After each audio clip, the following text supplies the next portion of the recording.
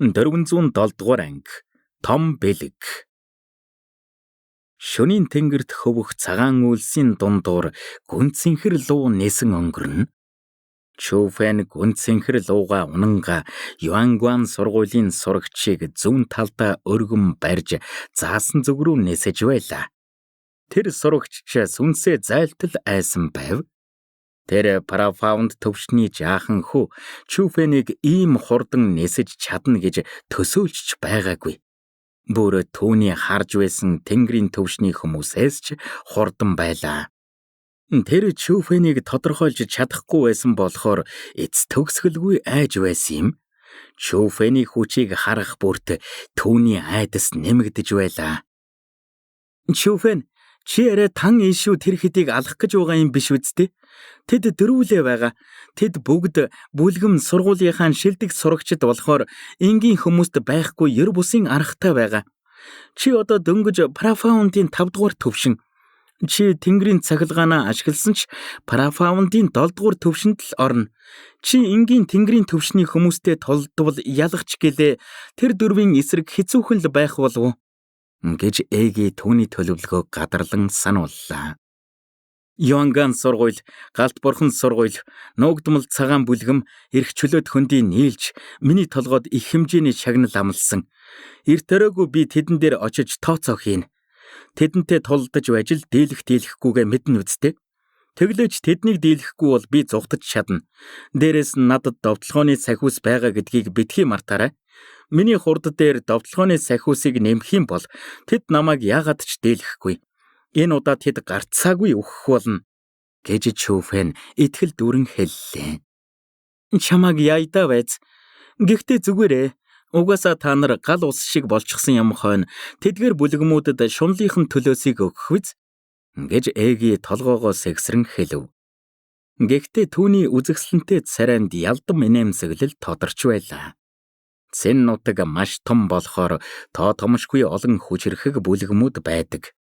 Азурэ нутгийн Ленгюн сургуулиас ч хүчрхэг 2 дугаар зэрэглэлийн сургуулиуд энд маш олон байсан юм.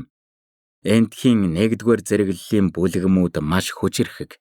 Гэхдээ алдарт тосхон зузаан газрын өвс хунтайжийн ордны алдарт цуугаас болж бусад 1 дугаар зэрэглэлийн хүчрхэг бүлгэмүүдийн алдарт цуу нь Цэн нутгаас цаашилдаггүй. Гэхдээ энэ дунд бусдаасаа ялгарсан нэг бүлгэм байдаг. Энэ бүлгэм нь Цэн нутагта алдарт цуутайгаас гадна бусад хүчрхэг нутгуудад ч маш их алдартай. Олон нутгийн хүчрхэг эрчүүдийн хайрыг татсан газар. Энэ газрын нэрч бас маш өвөрмөц, согт эсвэл мөрөөд. Согт эсвэл мөрөөд бүлгэмийн эзэн нь маш нууцлаг.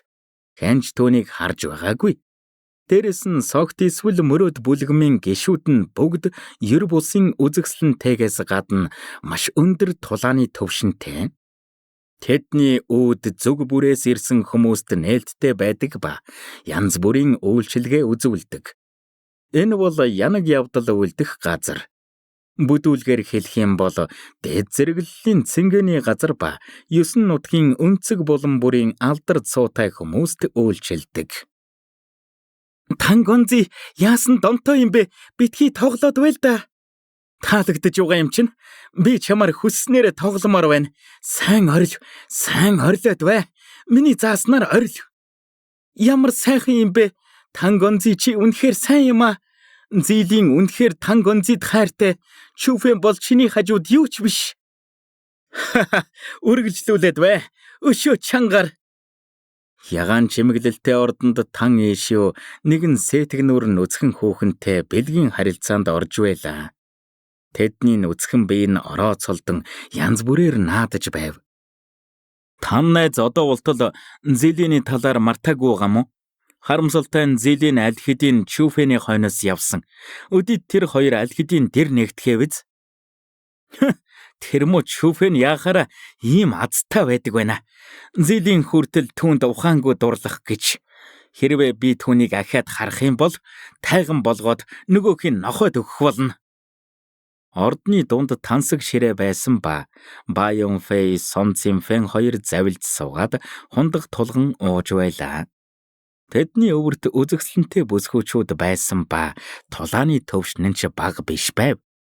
Бас тэдний эргэн тойронд хагас нүцгэн бүсгүйчүүд тойрон сууж, зарим нь дар саягалж, зарим нь тэднийг хооллож, зарим нь массаж хийж байлаа. Тан ишүү, чи хизээ том болох юм бэ? Зэлийн бол нэг муу жаахан охин. Түүнд хөөрхөн царайнаас өөр юу байгаа юм? Орондоо энэ дуга бүсгүйчүүдээс сайн байж чадах юм уу? Ордонд байсан нэвт харагдах нэмгэн хөшигт том улаан орон дээр Лю Шао Яо хоёр нүцгэн хүүхэн тэрвэрчгсэн хэвтэж байхдаа толгоогоо өндийлгэн Тан Ийшээ рүү хаашгирлаа. Лю Гонзи, та нар түрүүнээс хойш л зэлийн гээд байх юм? Тэр зэлийн чинь тийм мартахын аргагүй юм уу? Гэж Лю Шао Яогийн өвөрт байсан нүцгэн бүсгүй сэтгнэн асуулаа. Тэр охиноос авах юм нэгч байхгүй. Та хоёртой харьцуулах ч юм биш. Гэж Лю Шао Яо чангаар инээгээд өнөх хоёр бүсгүйг дараа давлаа. Яг энэ үед ордны гаднаас хүчтэй тесрэх чимээ сонсогдож, онцгой материалаар хийсэн хаалга бутран унсан юм. Үүнтэй зэрэгцэн хэдэн ирчүүд шэдэгдэн орж ирсэн ба царайн цон хийж биеийн цусаар будагдсан байв. Тэд бүгд ордныг хамгаалж байсан Тан Ийшүү тэр хэдийн сургууль бүлгмийн сурагчид байсан юм. Хэмбэ? Гэнтийн өөрчлөлтийг харсан өнөөхд өрөвч ууртайгаар ордны хаалга руу ширтлээ. Уулзаагүй нэх удаагүй гэж намайг мартчихж байгаа мó? Гэж Чүфэн тайвнаар инээн орж ирэв. Чүфэн! Чүфэнийг харсан тэдний царай маш ихээр ховирч алах хүслээр дүүрлээ. Нэг нь хүйтнээр ингэж хашгирав. Чүфэн, чи овоо зоригтой юм гэж өөрөө ингэж үхлийн хаалгаар ороод ирэх гэж. Үнэн дээр би та нарт том бэлэгтэй ирсэн юм. Ямар бэлэг? Үхэл. Лайк болон subscribe дарж биднийг дэмжээрэй. 408 дугаар анги. Сон Цинфэнтэй тулалдсан нь. Би сая буруу сонсоогүй үсттэй. Бидэнд үхэл бэлгэлнэ гэсэн үү? Одоо чи юу? Чам шиг Парафаундын 3 дугаар төвшний өт биднийг ална гэж юу? Түүний үгийг сонссон Сон Цинфэн Тан Ийшүүг тэрхэд орчлонгийн хамгийн инээдтэй өнгөө сонссон мэт чангаар инээцгээлээ. Тэдний хажууд байсан бүсгүйчүүд хүртэл чангаар инээж байв. Тэд ч бас Парафаунд төвшнийх. Гэхдээ Парафаундын 3 дугаар төвшнээс дээгүүр хүчтэй болохоор Чүфэнийг ч бас дорд үзэж байсан юм. Чүфэн, энийг харж бай. Миний өвөр тууга гоо бүсгүйч чамайг амархан алж чадна. Гэт Сон Цинфэн тэрвэрч байсан бүсгүй рүүгээ зан хэллээ. Хонгор минь, очоод тэр жаалыг алах юм бол 900 мянган ширхэг Парафаунд бэлтгэмлийн шагналтай шүү. Сон Гонзи үнэн үү? Түүний үгийг сонссон бүсгүйч нүдэн бүлтээлээ. Тэр өөрөө Парафаундын 4 дугаар төвшнийх. Дээрээс нь Чүфэнийг Парафаундын 3 дугаар төвшин гэж сонссон. Хэрвээ тэр дайрах юм бол Чүфэнийг алж чадна гэдэгтээ бүрэн итгэлтэй байв. Мэдээж үнэн гэж Сон Цинфэн толгойд өглөө. Сон Гонзи, би ч бас авмаар байна. Би ч бас. 900 мянган ширхэг Парафаунд бэлтгэмлийн сураг сонссон гоо бүсгүйчүүд ч уралдан ам нээв. Ийм их хэмжээний Парафаунд бэлтэмлүүд эднэр шиг бүсгүйчүүдэд бэтгийх л том бүлгэмүүдэд хүртэл маш их зүйл. Дураараа болцгоо. Түүнийг алсан хэнч бай 900 мянган ширхэг Парафаунд бэлтэмлийн эзэн болно. Гэж Сон Цинфэн чангаар инээв. Яг энэ үед бүх гоо бүсгүйчүүд өндөм босоод Чүфэний зүг алхлаа. Тэд бүгд нүцгэн байсан ба ховсдох мэт алхангаа дурбулаам инээмсэглэж байв. Гэхдээ тэдний биеэс цусанд цангасан алах хүсэл ялгарч байсан юм. Тэд гаднаасаа энгийн харагдаж байсан ч гэлээ дайрах үедээ хэрцгий чөтгөр мэт байв. Цайцгаа! Гэвч тэднийг ойртохоос ч өмнө Чүфэний элд мэт хөмсгөн зангиран чангаар хашгирах үед аянга мэт хоолой нь ордноор нэг цурайдлаа. Үүнтэй зэрэгцэн Чүфэний биеэс асар их хэмжээний алах хүсэл ялгарч ирж явсан гоо бүсгүүчүүдийг хийсгэв. Чүфэнийг алхаар төлөвлөж байсан бүсгүүчүүд ч түүний алах хүслийг мэдэрсэн даруйда айдаст автан хашгираад тан ийшүү тэр хэдийн хойно нуугдлаа. Сонгонзи тэр Парафаунтын 3 дугаар төвшин биш 5 дугаар төвшин байна. Түүний авра дэндүү аимшигтай юм. Би өмнө нь ийм авра мэдэрч байсангүй. Яг л цуснд сангасан чөтгөрийн авра шиг байна. Чүфэний ганц хашгираан нөгөө алах хүслээр дүүрэн гоо бүсгүүчүүдийг айдаст автуулсан юм. Арчаагүй юмнууд. Нэг муу Парафаундын 5 дугаар төвшний хүүхдээс хайгаад байгаа мó?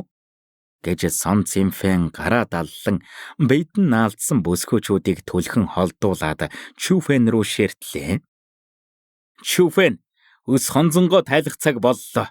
Чи яаж өгмээр байна? Сон Цимфэн би чиний хүслийг биелүүлж өгье. Чи намайг ална гэж үү? Тэгэх чадал чамд байгаа мó?